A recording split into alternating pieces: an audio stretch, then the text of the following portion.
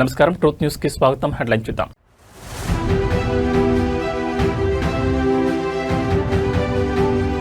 AP పర్యటనకు విచ్చేసిన ఉపరాష్ట్రపతి సిపి రాధాకృష్ణన్ దేశంలోని తొలి నాన్ జిఎంఓ పాప్కార్న్ విత్తనం ఆవిష్కరణ.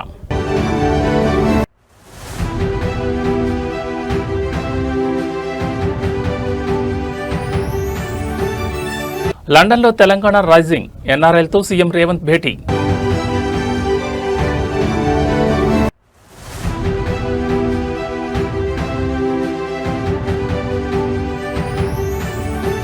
పాలిటెక్నిక్ విద్యార్థుల ఆందోళనకు బీఆర్ఎస్ మద్దతు, జీవో 97 ఉపసంహరణకు డిమాండ్.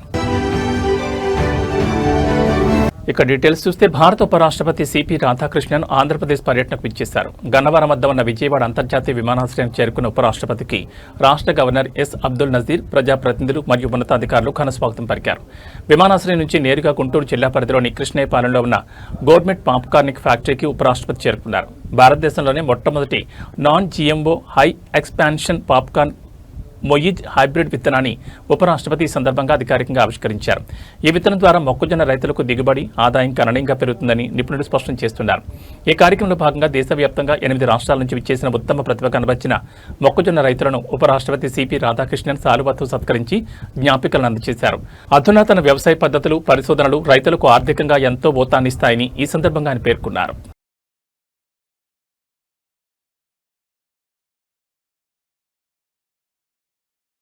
లండన్ వేదికగా తెలంగాణ రైజింగ్ పరంపర కొనసాగుతోంది. బ్రిటన్ పర్యటనలో ఉన్న తెలంగాణ ముఖ్యమంత్రి రేవంత్ రెడ్డి మరియు ఐటీ పరిశ్రమల శాఖ మంత్రి దుద్దిళ్ల శ్రీధర్ బాబు ఆదివారం లండన్లో ఏర్పాటు చేసిన ప్రత్యేక సమావేశంలో ఎన్ఆర్ఐ తెలుగు ప్రజలతో ముఖాముఖి మాట్లాడారు.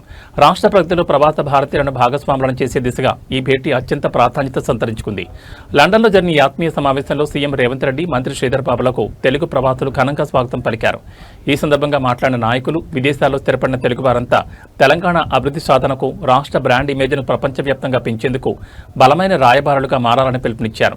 తెలంగాణలో పెట్టుబడులకు ఉన్న విస్తృత అవకాశాలను వివరించిన నాయకులు రాష్ట్రాన్ని గ్లోబల్ హబ్గా తీర్చిదిద్దేందుకు తమ ప్రభుత్వం చేపడుతున్న నూతన సంస్కరణలను వెల్లడించారు.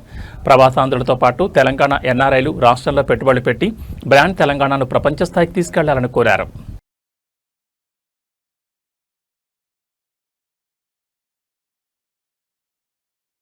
కాంగ్రెస్ ప్రభుత్వం తీసుకొచ్చిన జీవో 97 వల్ల రాష్ట్రంలో పాలిటెక్నిక్ విద్యా వ్యవస్థ తీవ్ర గందరగోళానికి నెట్టబడగా ముఖ్యమంత్రి రేవంత్ రెడ్డి తుగ్లక్ నిర్ణయాల వల్ల విద్యార్థుల భవిష్యత్ ప్రశ్నార్థకంగా మారిందని మాజీ ఎంపీ బోయినపల్లి వినోద్ కుమార్ మండిపడ్డారు.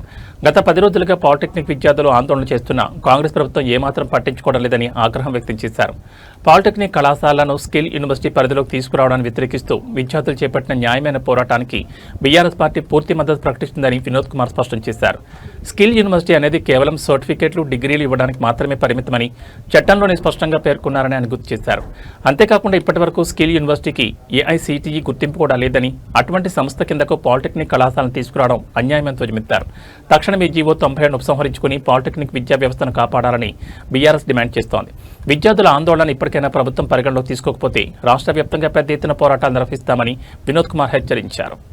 గత 10 రోజుల నుండి తెలంగాణ రాష్ట్రంలో పాలిటెక్నిక్ స్టూడెంట్స్ వీళ్ళంతా కూడా స్ట్రైక్ చేస్తున్నారు. కారణం ఏందని తెలుసుకుంటే, తెలంగాణ రాష్ట్ర ప్రభుత్వము 16th ఆగస్ట్ నాడు ఒక జీవో 97 ఇష్యూ చేసింది. దీంట్లో ఏం చెప్పారంటే, ఇప్పుడున్నటువంటి పాలిటెక్నిక్ కాలేజెస్ అన్నీ కూడా ఒక కొత్త ఇన్స్టిట్యూషన్ ని ఏర్పాటు చేస్తున్నారు ఈ జియో ద్వారా. అది ఏంటంటే, ప్రస్తుతం ఉన్నటువంటి labour, employment, training and factories department మొత్తాన్ని skill, human capital and knowledge training initiatives శక్తి అనే పేరిట ఆ డిపార్ట్మెంట్ ని నామకరణం చేశారు. అంటే రీనేమ్ చేశారు. ఉన్న పేరుని మార్చేసి ఈ పేరు పెట్టి దీన్ని మరి డిపార్ట్మెంట్ ఆఫ్ లేబరు, ఎడ్యుకేషన్ కాకుండా యంగ్ ఇండియా స్కిల్స్ యూనివర్సిటీ ఏదైతే YSU మన ముఖ్యమంత్రి రేవంత్ రెడ్డి గారి మదిలో ఉన్నటువంటి ఆలోచన ఒక స్కిల్ యూనివర్సిటీ పెట్టాలని. మంచిదే, పెట్టడంలో తప్పేం లేదు. అది దాదాపు 2 సంవత్సరాల పెట్టి కూడా దానికి ఇవి అఫిలియేట్ చేశాడు. Number 2nd point. 3rd point ఏం చేశాడు, all industrial training institutes ITIs ఉన్నాయి, అడ్వాన్స్ టెక్నాలజీ సెంటర్స్ ATCs, వీటన్నిటిని కూడా ఈ స్కిల్ యూనివర్సిటీకి అఫిలియేట్ చేశాడు. తర్వాత 4th point, all polytechnic colleges shall be brought under Young India Skills University framework and ecosystem అన్నాడు.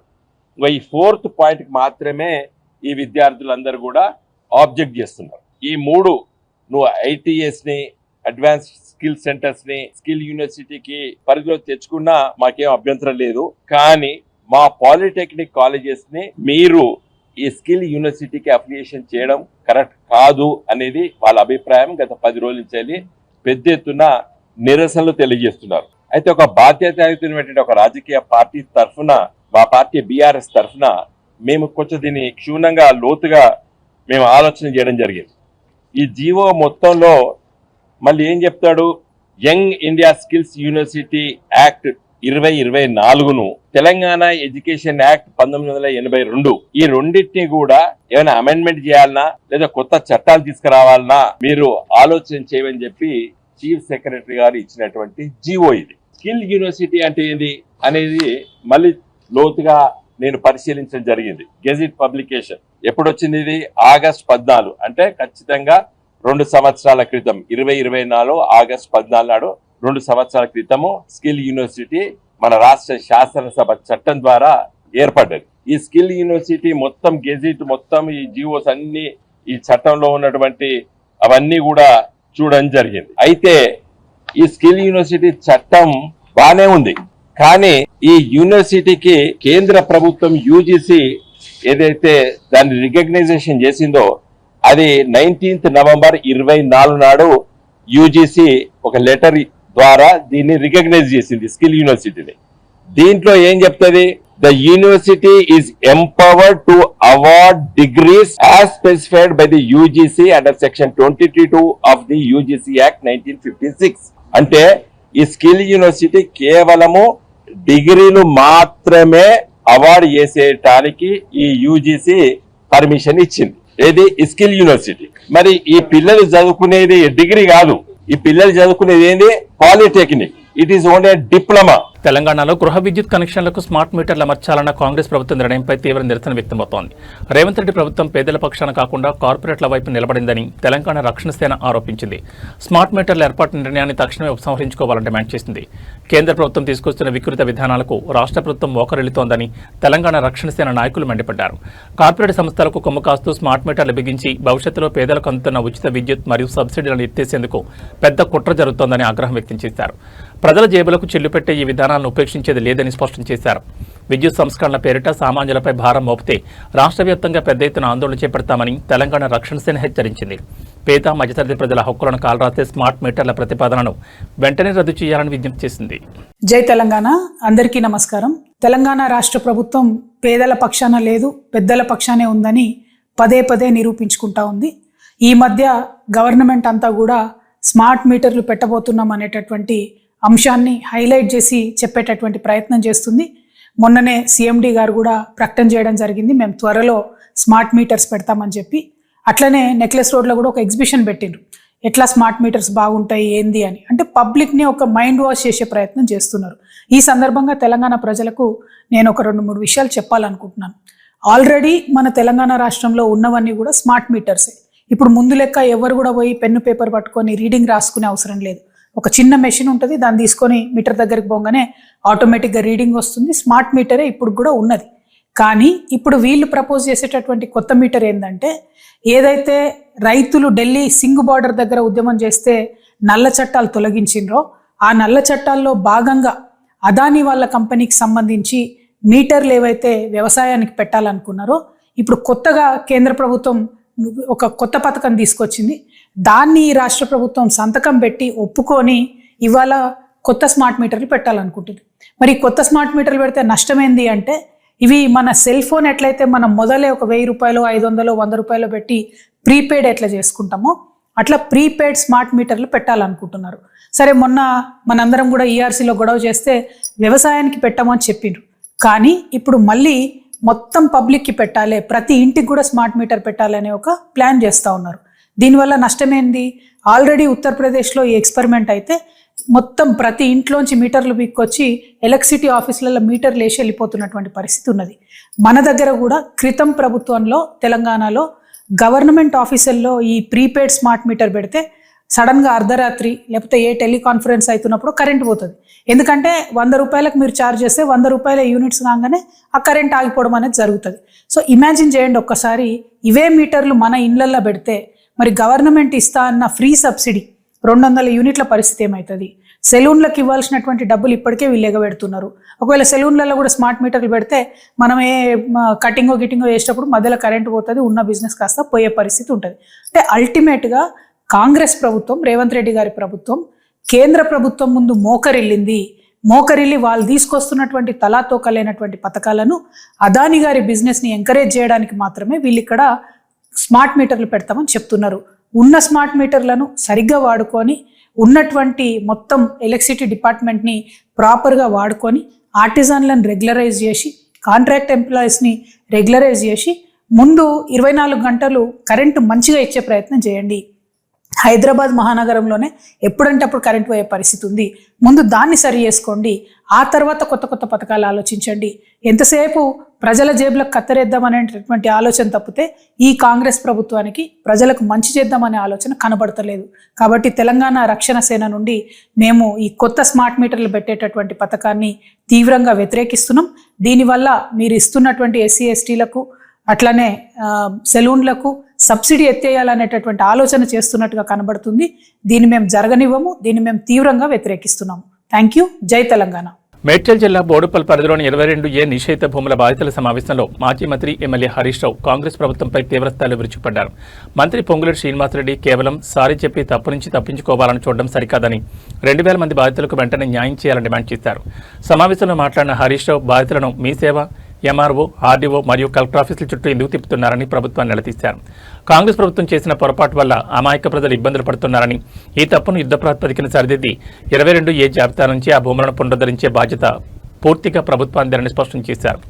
బాధితుల తరపున బీఆర్ఎస్ పార్టీ పూర్తి స్థాయిలో పోరాడుతుందని, వారికి రావాల్సిన హక్కులు సిద్ధించే వరకు ఊరుకునేది లేదని తేల్చి చెప్పారు.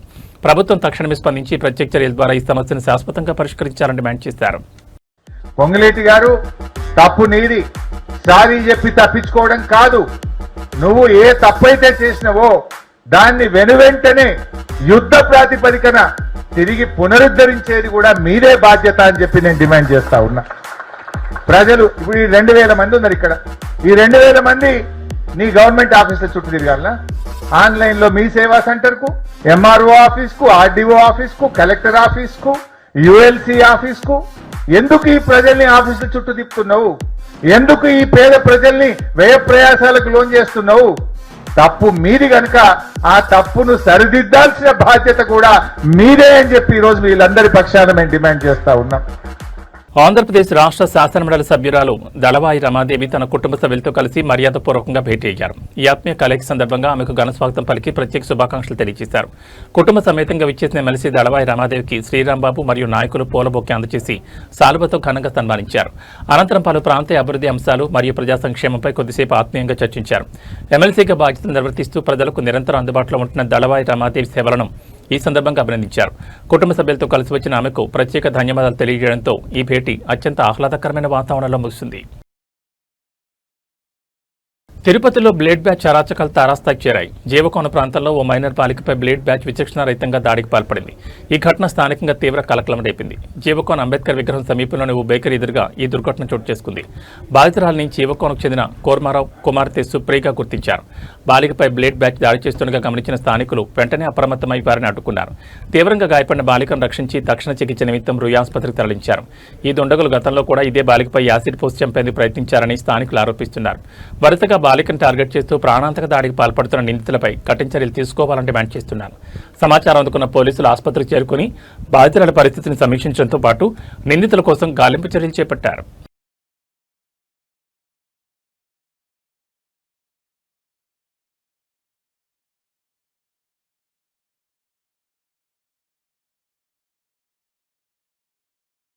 పశ్చిమ బెంగాల్లోని మాల్దా జిల్లాలో దిగ్భ్రాంతికర ఘటన వెలుగు చూసింది. బామన్కోలా పరిధిలోని జగదాల హైస్కూల్లో ఒక మహిళా పాఠశాల సిబ్బందిపై విద్యార్థులు విచక్షణారహితంగా దాడికి పాల్పడ్డారు. ట్రాన్స్ఫర్ సర్టిఫికెట్ జారీకి సంబంధించి చెలరేగిన వివాదమై ఈ దాడికి కారణమని తెలుస్తోంది. పాఠశాల రికార్డుల్లో ఉన్న పేరుకు దరఖాస్తులోని పేరుకు తేడా ఉండడంతో నిబంధనల ప్రకారం సీనియర్ నాన్ టీచింగ్ సిబ్బంది టీసీ ఇచ్చేందుకు నిరాకరించారు. దీంతో ఆగ్రహానికి గురైన కొందరు విద్యార్థులు ఏకంగా స్టాఫ్ రూంలోకి చొరబడి ఆమెతో వాగ్వాదాన్ని దిగి భౌతిక దాడికి పాల్పడ్డారు. ఈ ఘటనలో తీవ్రంగా గాయపడిన ఆమెను స్థానిక ఆసుపత్రికి తరలించారు. ఈ దాడికి సంబంధించిన దృశ్యాలు సోషల్ మీడియాలో వైరల్గా మారడంతో స్థానికంగా తీవ్ర కలకలం రేగింది. బాధితురాలి ఫిర్యాదు మేరకు కేసు నమోదు చేసిన పోలీసులు వైరల్ వీడియోను ఆధారంగా చేసుకుని దర్యాప్తును వేగవంతం చేశారు. విద్యా సంస్థలో జరిగిన ఈ భౌతిక దాడి ఘటనపై కఠిన చర్యలు తీసుకోవాలని డిమాండ్లు వ్యక్తమవుతున్నాయి.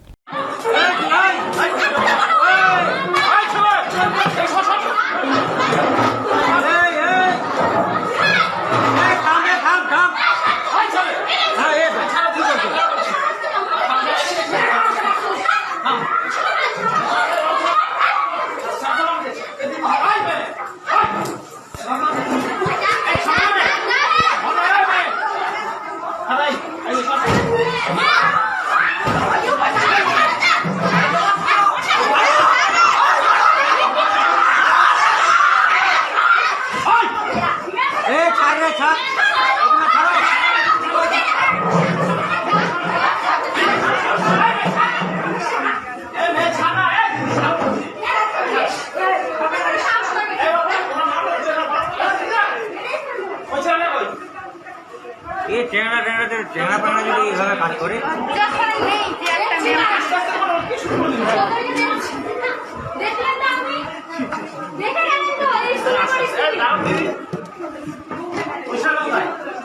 এটা বাইরে চলে গেল রিয়া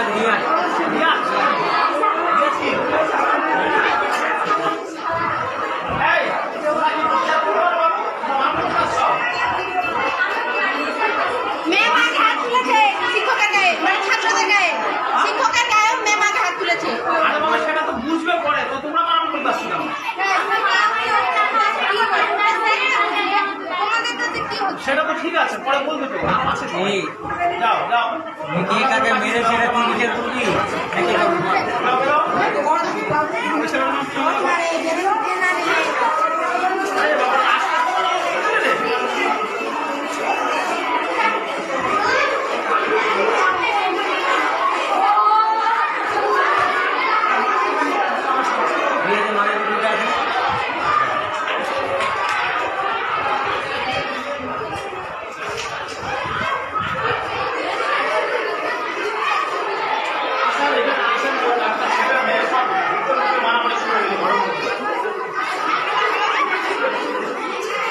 హైదరాబాద్ బులియన్ మార్కెట్లో పసిడి వెండి ధరలు మళ్లీ పైపైకి ఎగబాకుతున్నాయి. కొనుగోలుదారులకు తీవ్ర షాక్ ఇస్తూ ఇవాళ కూడా బంగారం వెండి రేట్లు భారీగా పెరిగాయి. ప్రధానంగా 24 క్యారెట్ల 10 గ్రాముల పసిడి ధర ₹880 పెరిగి 1,63,970కు చేరుకుంది. ఇక 22 క్యారెట్ల 10 గ్రాముల బంగారం ధర కూడా 800 పెరగడంతో 1,50,300 వద్ద నమోదు కాగా, మరోవైపు వెండి ధర కూడా ఊహించని రీతిలో పెరిగింది. కేజీ వెండి రేటు ఒక్కరోజు ఏకంగా 5,000 ఎగబాకి 2,75,000కు చేరుకుంది.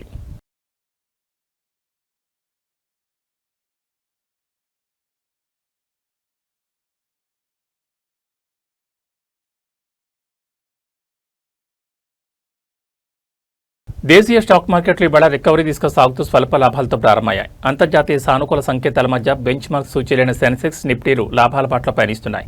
నిఫ్టీ 51 పాయింట్లు లెగిసి 24,303 పాయింట్ల వద్ద, సెన్సెక్స్ 202 పాయింట్లు లాభపడి 77,743 వద్ద కొనసాగుతున్నాయి. మార్కెట్ ఆరంభంలోనే ప్రధానంగా ఐటీ మరియు బ్యాంకింగ్ రంగానికి చెందిన షేర్లకు కొనుగోళ్ల మద్దతు లభించింది. Infosys, Tata steel, HDFC bank, HCL tech మరియు టీసీఎస్ షేర్లు మంచి లాభాలు ట్రేడ్ అవుతున్నాయి. మరోవైపు power grid, Bajaj finance, Bharti Airtel వంటి దిగ్గజ సంస్థల షేర్లు అమ్మకాల ఒత్తిడి ఎదుర్కొంటూ నష్టాల్లో కొనసాగుతున్నాయి. మరోవైపు విదేశీ కరెన్సీ మార్కెట్లలో అమెరికన్ డాలర్తో పోలిస్తే భారత రూపాయి విలువ స్వల్పంగా బలపడింది. 5 పైసలు లాభపడి 95.64 వద్ద స్థిరపడింది. ఇన్వెస్టర్ల అప్రమత్తతో కూడిన కొనుగోళ్ల మొగ్గు చూపడంతో మార్కెట్లు సానుకూలంగా స్పందిస్తున్నాయి.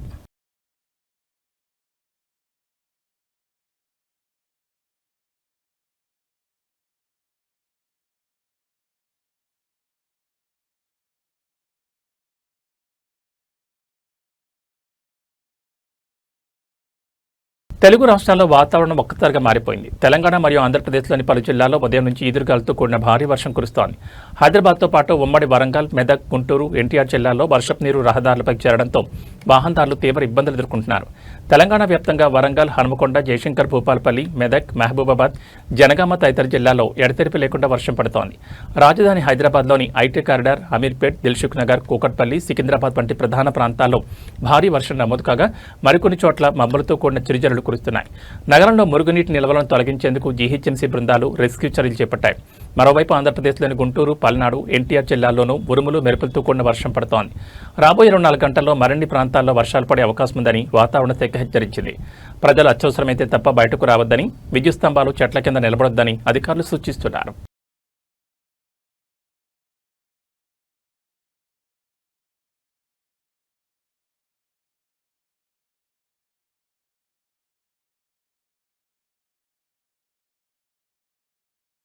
ఏవీ బులెటిన్ విశేషాలు. నమస్కారం.